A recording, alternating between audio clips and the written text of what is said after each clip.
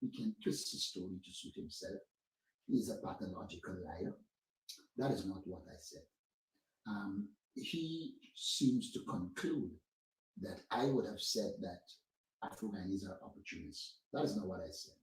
I said essentially the People's Progressive Party pay young African Guyanese to beat Indo-Guyanese, and then they turn around and use it to rally the support.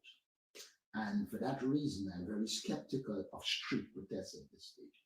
But Barra Jagdeo must know what they are up to and what they have been doing. A key person in the PPP had confirmed to me that that is what they do. Additionally, if you go back to the Queen and Bacchus protests, you will see that that protest was coming on the road. Nobody was being affected. You even saw some Indo-Guyanese chanting them on and so. But by the time they arrived at Monrepo, you had the forces that emerged there and begin to do the things that Jagdeo they orchestrate. So I have no doubt that they do it and they will continue to do it. Barra Jagdeo, I think, is affected by the fact that he saw our town hall meeting in Toronto. And I think the thing that would have worried him most is that it was multi-ethnic.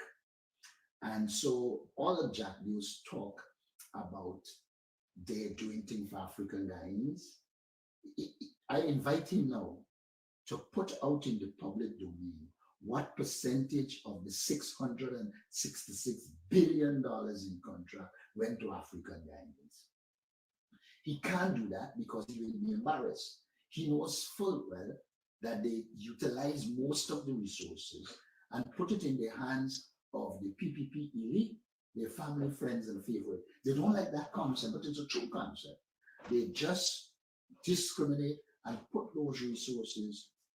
Barra Jagdeo must have forgotten that he had a head of the presidential secretariat who said that there is no black qualified to be an ambassador. That speaks a lot to the PPP. What he's trying to do now is to paint the PPP as some party that is interested in national unity. They aren't. The fact of the matter is the figures now show that the PPP cannot win based on Indo-Guyanese support alone. And therefore, they are utilizing the money of the state, bribing African Guyanese. And that's a fact. In fact, I have said to them, take the money, but know how to vote. Because the PPP is going to use it in the local government election. Personally, I sent people who collected between $200,000 and $250,000. Of course, they voted for us. So Barra could run and hide. But the truth is known out there. Barra Jagdeo is leading a kleptocratic, racist political party. That's the reality on the ground. And he shouldn't talk about opportunism. The PPP spends its life seeking to dominate and control every aspect of life in Guyana.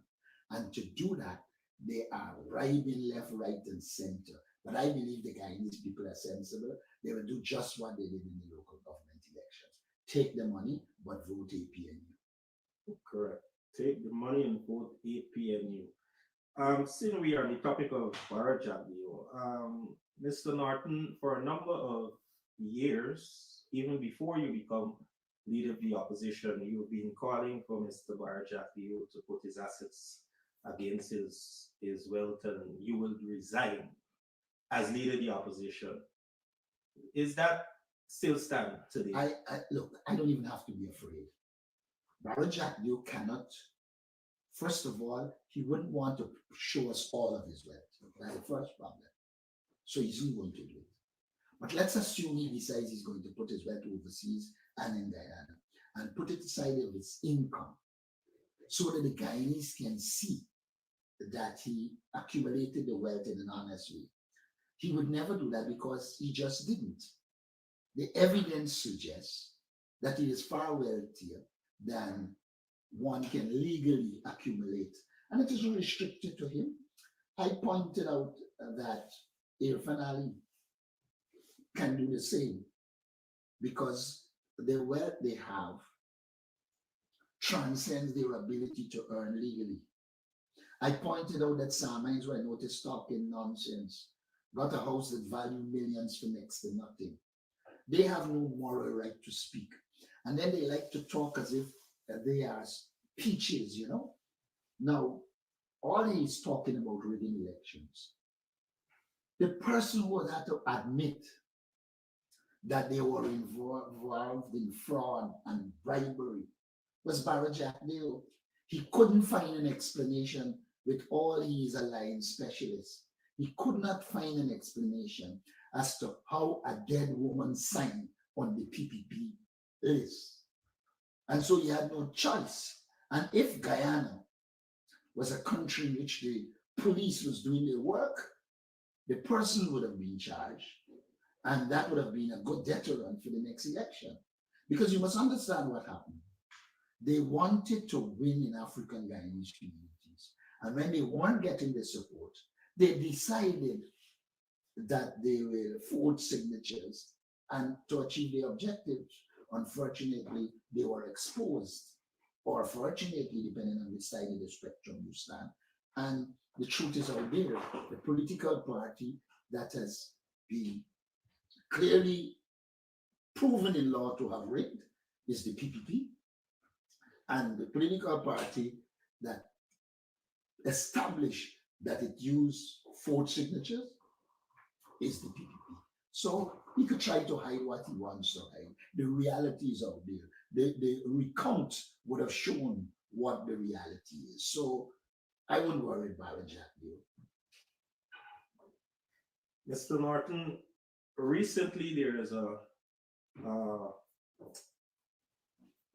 ad and some speculations that Mr. Clifton Hicks, the Commissioner of Police, will be appointed on Monday.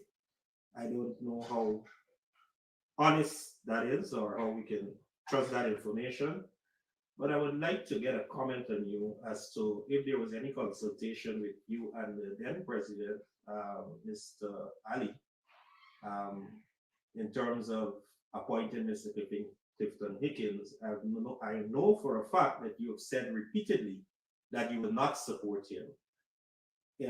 Could you explain to us why you won't support him and if there was any consultation whatsoever? I have repeated it.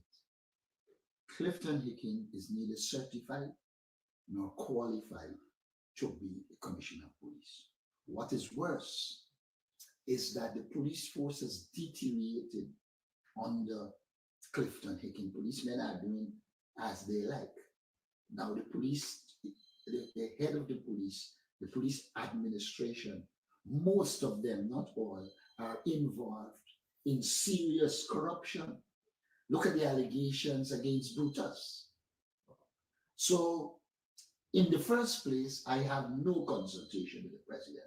What I did is I wrote the president a letter identifying the things that are happening in the police force, the Brutus case, the fact that Clifton Hicks lied on the oath in Guyana in the investigations into the shooting in Linden, when he said he didn't speak to Minister Rui, and the records established that he spoke to Minister Rui.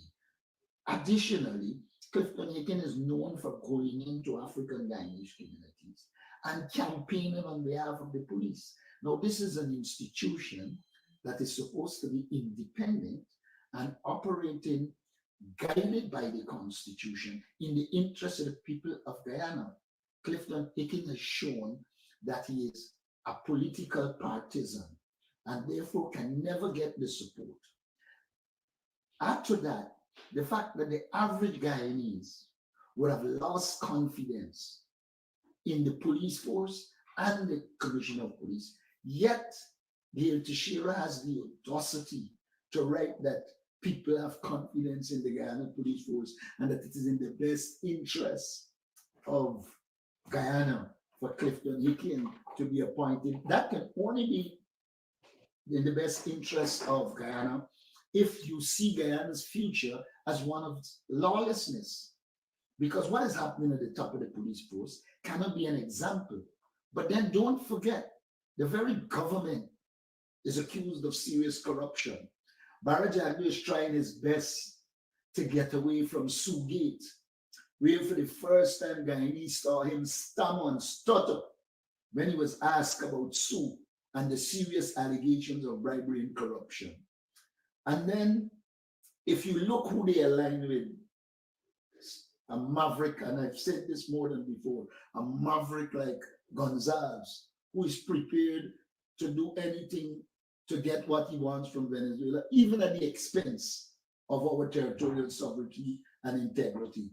I would say to you, again, you had this drug burst in the Northwest, and who was fingered? The police. You had the paper shards case in which a policeman was working and going towards the video evidence, and the police went after him rather than the people who allegedly commit the crime. And so the People's Progressive Party is a network of criminals masquerading as a government. And this is not the first time. Between 1992 and 2015, we saw how corrupt they were. We saw how lawless they were. They went out of power, they returned. And all they have done is accentuated the illegalities. They have accentuated the crimes. So Barra Jackdaw has to talk. He has to defend, because the PPP's back is against the wall, and the people of Ghana know that they are not benefiting from what is happening. Mr. Norton, is there any, if the president is to go ahead and appoint Mr. Hickens in an undemocratic manner, how would you respond? And is the international community aware of this new development? Yes, the international community is aware. In fact, I think I brought it to the attention of at least one ambassador, I wouldn't state his who, from the time it occurred. So I know they are aware. We have already indicated that we will look at legal action. But you know, this government has no respect for law. And so I wouldn't hold my breath. They probably need Hickey to continue to protect them. And when you are cornered, you tend to go and give support to those who are in the same corner with you. And Hickey and them are in the same corner, the corner of lawlessness, the corner of rape of the Guyanese society. And so one anticipates that they might go in that direction, but we hope good sense prevail, because if you make Hickey commissioner of police, the police force will get worse, lawlessness will increase, because if you at the top are accused, how could you tell those below you to do anything that is upright and of moral rectitude? And so the appointment of Hickey will continue the downward spiral of the Ghana police force. Okay, Mr. Norton. I want to turn my attention now to the appointment of the Chief Justice and the Chancellor. For years now, Guyana has been embarrassed by these two appointments, and one would say why the PNC or the APNU did not appoint when they were in office. And, you know, we keep going round and round in circles to these appointments. How damaging is this for the Guyanese people, not having these appointments? If you do not have confirmed Chancellor and Chief Justice, they are vulnerable. You're only now dependent on them living by their own moral compass and not being controlled and directed by the government. And so once people are acting, they are vulnerable, because the president or the government will have to appoint them, and they wouldn't want to follow to the government. But this issue is an issue that should have been resolved a while. I believe one of the first things I did when I became leader of the opposition was to send a letter to the president saying, we support the appointment of the Chancellor and the Chief Justice.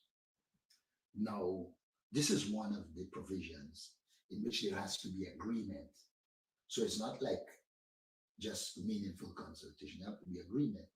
I've given him my agreement. He refused to accept it. He said he will do it when he wanted to, and he's always promised to do it. But it is vintage Clifton Alleyne. It is vintage PPP. If they don't get what they want, they will do anything to ensure that their wishes are honored in some fashion. And I think they have in mind who they want to appoint. They can challenge the credentials of the two persons. They were both appointed in the period of the PPP in existence. And so they can challenge that. So they opted to continue to keep them acting so that that becomes like swords of Damocles over their heads so that they can get their desired outcomes. The entire judiciary is in trouble.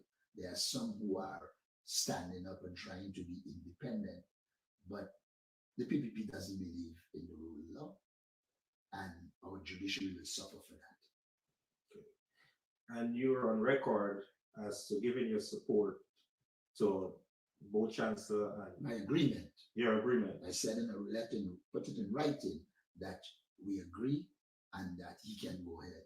So the ball is in his court. Okay. Mr. Norton, I want to turn my attention to elections in Guyana and the PNC and my extension at Readiness for election. What can you tell the Guyanese people in terms of preparations for the upcoming election in 2025 or whenever they call it?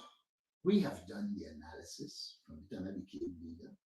We recognized that the first thing we had to do was to meet out to our support base, and we have been doing that. I think we have activated our support base. The second thing we had to do is to meet out to the indigenous community, and I'm just naming them not necessarily in that order. We have been doing that. In more recent times, we have been going into the Indo-Guyanese community because we believe we need to do political work all across the country and with the people of Guyana. I want to point out that all Jack Doe is talking about the party being multi-ethnic and willing for multi-ethnicity. Every time that we go into an Indian community, the PPP goes in and threatens them. We've just come from one Indian community on the west coast of Obese, and the minute we left, the families that attended that meeting were abused, and until now they continue to be abused by the People's Progressive Party. So they feel that they should go into Afro-Guyanese community, but nobody should be allowed to go into the Guyanese community. Jack Doe must understand that if we cannot go into Indo-Guyanese community and they leave the people there alone, they will have difficulties coming into our community. We believe that there should be a free society and every political party should be allowed to campaign in any community. But if Jack Doe believes that he is going to threaten those persons who support us, let him know we will reciprocate. Okay. Mr. Norton, Elections Commission. It seems to not be a readiness with the Elections Commission in terms of preparations for the upcoming elections, in terms of a clean voters list and biometrics, which your party has been calling for. Where are we at? What is the update on GCOM readiness for elections? Before I go to GCOM, I should say to you, we are always preparing for election. One of the things I said when I became leader is that we will be in permanent election campaign mode. We have been doing that, meeting out, etc. As it relates to GCOM, we have made it clear the present chairman of GCOM votes every time with the PPP, and that is not the intention of the legislation. The intention was for the two political parties to have the issues and meet and resolve them, and as far as is practically possible, avoid a vote from the chairman. What you have now is the chairperson just voting every time with the PPP, and in some regard disqualifying herself for the job. We continue to fight for clean voters list and biometrics. And we do believe we will beat them in the next election. But it will be a much better victory if we get a clean voter list and biometrics. Okay.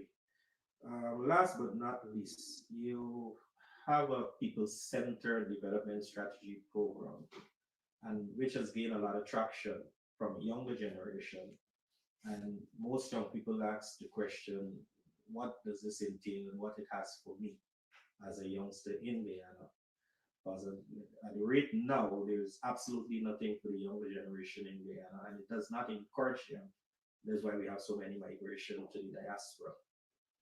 The people-centered development strategy emerged after an analysis of what is happening in Guyana. When one analyzes what is happening in Guyana, one sees that there is the pouring in of oil resources, enough to distribute properly. The first thing is discrimination in distribution. I mentioned asking Jack Dill to put out the real figures and contracts of those who will benefit from the 666 billion Guyana dollars, and let it show us how many are Afro-Guyanese and how much money they are making. Because he could say it's 20 of them, but if each one of them making 2 million, it's 40 million. We want to know how much they're making and how many of them.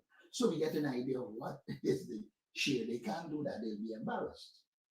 Now, we recognize that they are the resources.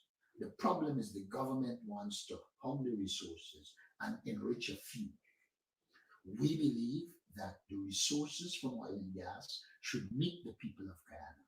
It is in that context we said we will pursue a people-centered development strategy, meaning we will put the people of Guyana first and ensure that the people of Guyana benefit. We've talked about our rent to own.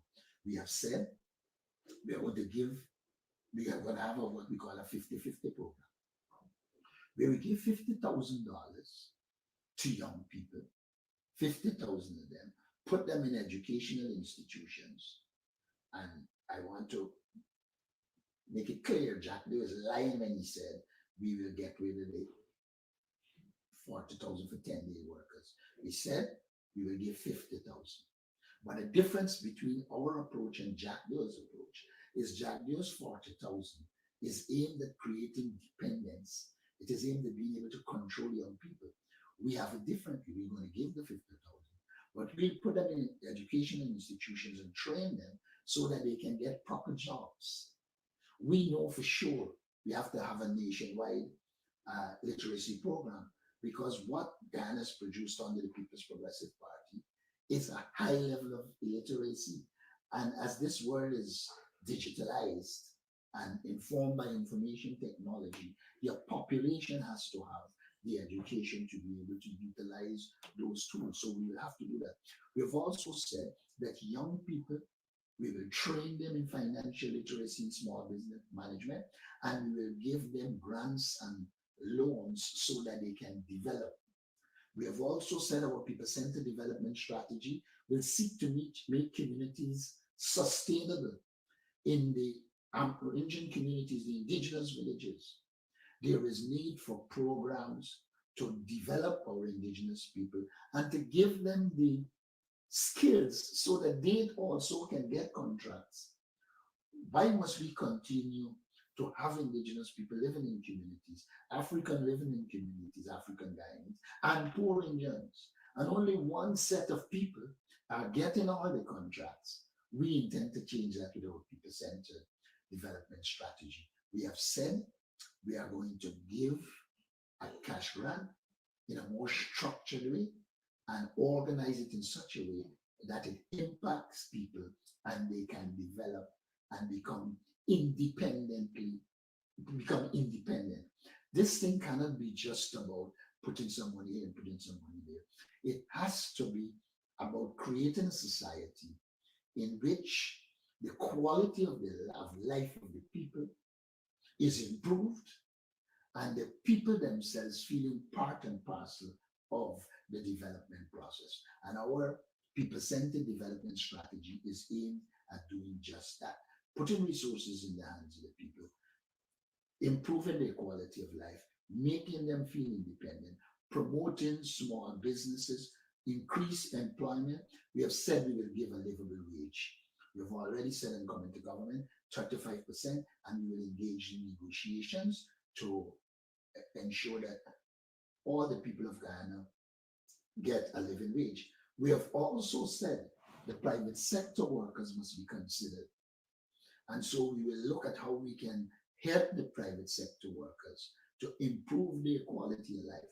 Because a lot of times in the private sector, they don't get the kind of income that will allow them to progress. So those are the kind of things our people send to development strategy. And that is what Jagdo is afraid of. Jagdo is afraid of a government that will deliver goods and services to the people, improve the quality of life, because that will remove their domination and control. Clearly, it would. Public service, well, for years, the public service are under the government. Public service workers are complaining bitterly. We just had the teachers striking for livable wage. And we've learned that you were willing in your first 100 days in office to, at least a 30% increase or thereabout after consultation. Is that feasible, and have you made a study on that? We have provided, if you go back to our press conferences, we have provided evidence. One, that we can cut waste. We're talking about the money that exists. If you can cut waste and corruption, you can pay the entire public service the money they need. And we said in coming to power, we will give a 30 to 35% increase. And then we engage in collective bargaining to ensure that the trade unions are involved. It is important to know that this, under the People's Progressive Party, when they came to power in 1992, they were vibrant trade unions. They have destroyed virtually every trade union that operates in the public sector. So clearly the PPP is anti-working class, and that point needs to be made. Okay. Mr. Norton, last but not least, I know you have a busy schedule today. A question was sent to me. Why should young people engage in politics, and why they should vote for you and the People's Congress and the People's National Congress? Let me say this. There is a particular definition in politics in which it says politics is the authoritative allocation of resources, meaning the political system, the government, has the authority to allocate the resources, and how those resources are allocated are critical to politics. We are saying to young people, we are going to allocate those resources in a way that you will benefit and benefit significantly and improve. At present, the government allocates those resources to a small group of people who are having a nice life, can drive all the fancy vehicles, do everything. But the average man is excluded. I'm saying to you, a vote for us will mean that there'll be a reallocation of the resources, and the people of Ghana, young people, people in poverty will benefit, and that will be our focus. Thank you. And that's a clear focus. Mr. Norton, we've come to the end of our time, and I'll give you the last words. If you just look directly to the camera and speak to the viewers and let them know, what is your take on Guyana, where Guyana is, and where would you, as the president, like to see it go? Like I've said, Ghana is in crisis, and our task really is to get Ghana out of crisis. And we do believe, having adumbrated our people-centered development strategy, we do have a plan to take Ghana out of poverty. We have just recently released our 20-point plan for the oil and gas sector. And if you follow those who know about oil and gas, have lauded it, of course you expect Barajak to be involved in his usual garbage, and so he did. But we do have a clear plan, we have clear policies, and government under the PNCRA, PNU will take Guyana forward and improve the quality of life of the Guyanese people. And that is what we set out to do. Thank you, viewers, for listening and tuning in. Love you all. See you next time.